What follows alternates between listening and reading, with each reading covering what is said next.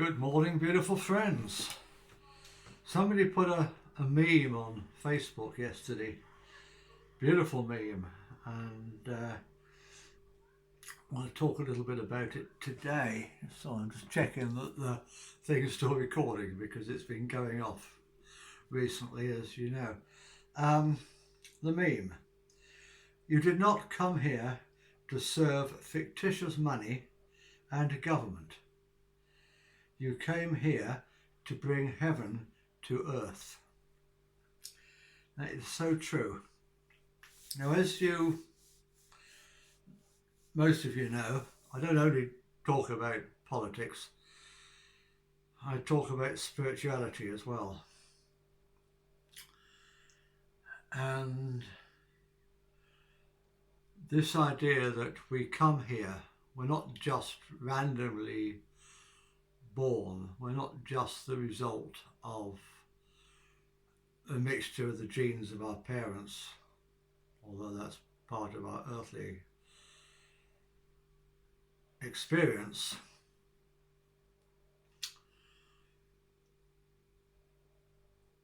We're infinite immortal souls. We're aspects, points of focus within the divine wholeness. And we come here for a purpose, for a mission. And that mission is usually things we want to experience. The one, God if you like, experiences itself through us, through, I sometimes say pretending, but I'm not sure that's the right word, but let's use it for now. Pretending to be you and me and Ethel on the counter and Peter in the accounts office. And so we come here to learn, to experience, to grow. This is a difficult thing for many people who have been taught from a very young age, from Sunday school, that God is perfect and finished. No, God is still evolving and evolving through us. So all the different experiences we have. And sometimes the experiences that we have are to come and save the world. We come in times of crisis to play our part.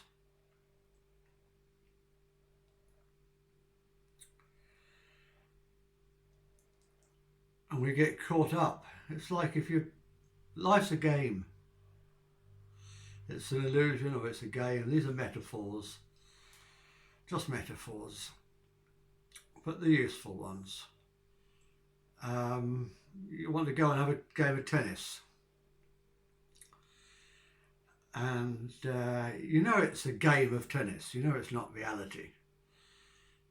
But you grab your racket and you go to the court, and for an hour or two or three you play the game of tennis as hard as you possibly can. Because that's what you came for. You're not going to stand there on court holding your racket in your hand like a dickhead and say, oh, I don't think I've got to play this game, it's only a game. No, you play. You went to play and you play. And this business of totalitarianism and the New World Order and all that, yeah, on one level you can see it as just a game, it's not reality. When we re-enter the light at the end of our life, we'll see the futility of it all. And many of us, while we are still incarnate, we see the futility of it all. But it doesn't stop us playing the game, because that's what we came here to do. So let's get on with it.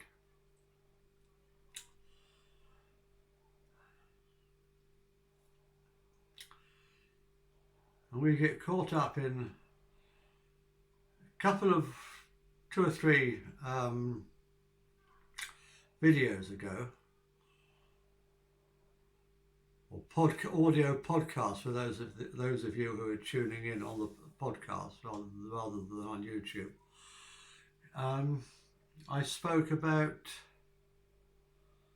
the game we did not devise.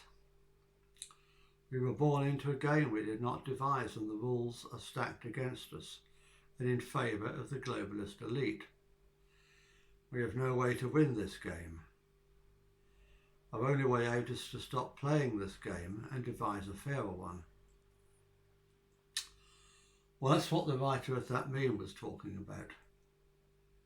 Yeah? How was it put?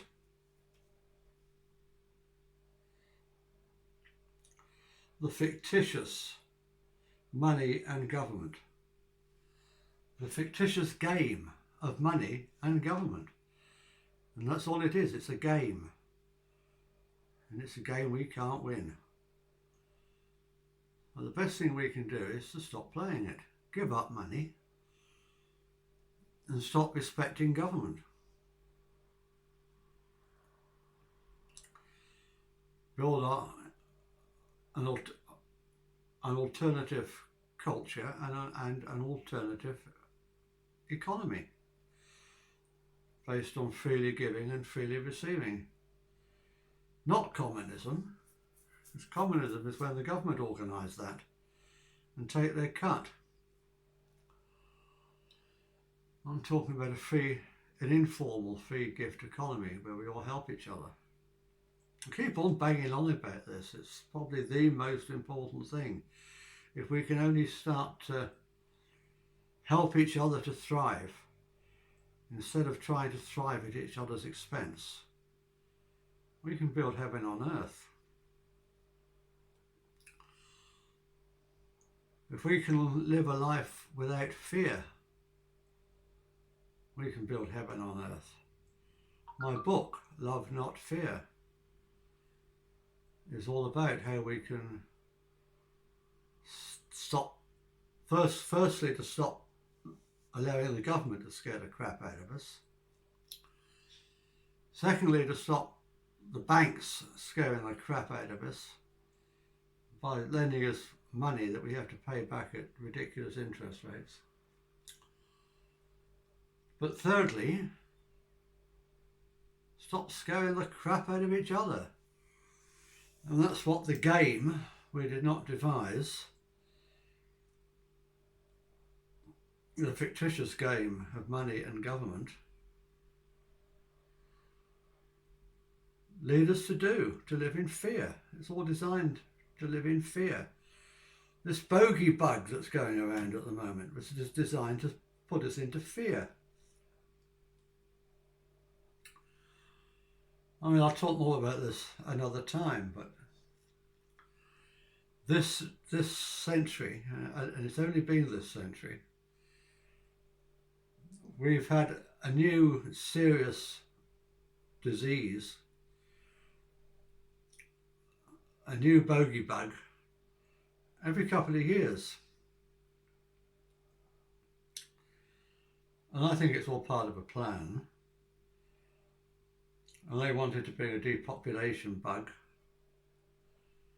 and they failed every time. And when they realised that COVID wasn't going to be that dangerous either, they'd failed again, they went to a different tack and scared us through the media.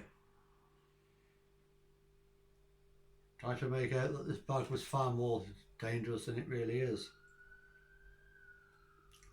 To keep us in fear, to control us by fear. The game we did not devise runs on fear.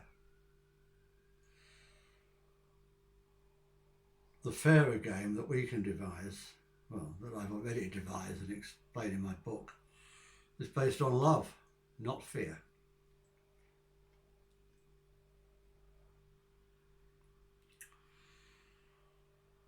We're talking again about this idea that we came We're infinite souls,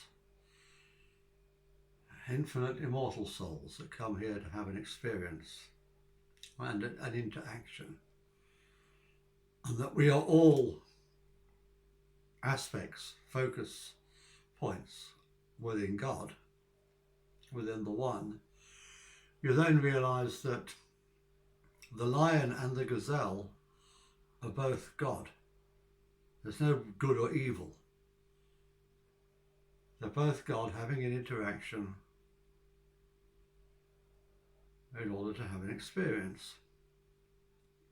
And that's all any of this is. Excuse me. It's different points of focus within the divine interacting in order to have an experience. Because if you're just the one consciousness in the universe, on your own, well, not in the universe, because before the universe existed, all alone, no playmates, nothing to get, nothing to do, it would drive you nuts, wouldn't it? So I believe that this consciousness, call it God if you want,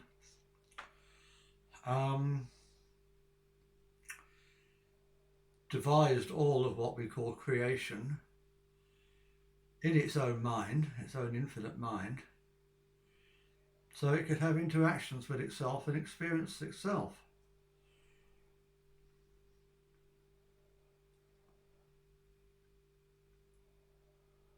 That's the hardest thing to grasp. Lots of people who are on spiritual paths still find that a very hard thing to grasp. And some disagree with me, and of course I might be wrong. But that's my take on it. So the cabal that want to bring in this New World Order, totalitarian New World Order, I mean, they're God too. Just as those of us who are opposing it are God. It's just an interaction. It's just a game. So don't take it too seriously. Don't get all stressed over it. But it's a game you came here to play, so play it. Play it as well as you can. That's why I make these videos and podcasts. That's why I wrote my book. That's why I wrote my book. Because I'm playing this game as hard as I can. I want to defeat the New World Order. I want to bring heaven to earth. A paradise, a utopia. And we can do it.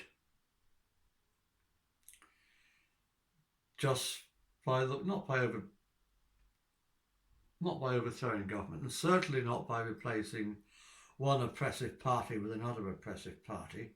That's just playing their game.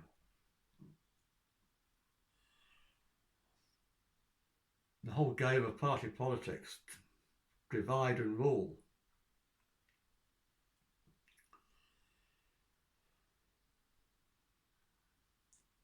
I suppose even the people against the political class is divide and rule as well, to a certain extent. It's all part of this game. But the game does depend on interaction, on pretending to have two different sides.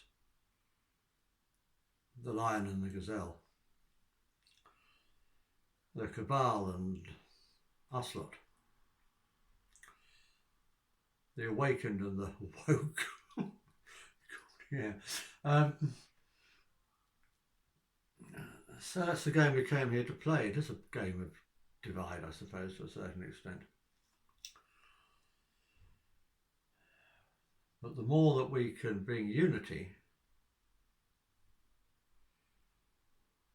I mean, what happens eventually? In Hinduism, they talk about reaching the state of nirvana when you no longer need to incarnate. Well, what if all of us reached nirvana and we no longer had to incarnate? God would be back at square one with no one to play with.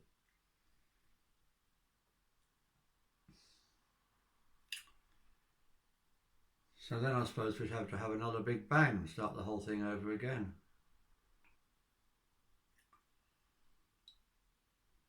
No, I'm not sure that that's really I don't think that nirvana is really something we should be aiming at. I don't know. What do you think? Write in and tell me what you think. I'm here talking to myself some of the times, and I have to think, I know you're out there because you like and you subscribe, and that's great, and I thank you very much for doing so. But please do interact. Let me know what you think. And also, please let me know what you want me to talk about next. Otherwise, I'm going to run out of subjects. So, yeah, you can leave a comment below on the YouTube, or you can leave a comment on Facebook or my Twitter account. I post these videos on the podcast version. I post them all on social media, so you can leave comments for me on social media. You can contact me via my website, lovenotfear.uk.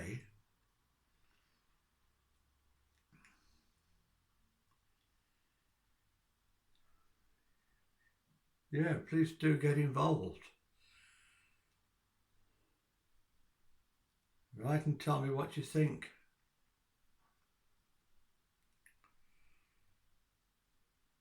So that's it really for today. Just a little bit more about the podcast. I make a podcast version of every YouTube video I make, and I syndicate them around all the main podcast channels. So if you'd rather not look at my ugly face, and I can understand why you might not want to look at my ugly face, or you want something you can download and listen to in the car, or whatever it happens to be, then the podcasts are now available for you to do that. So until next time, namaste.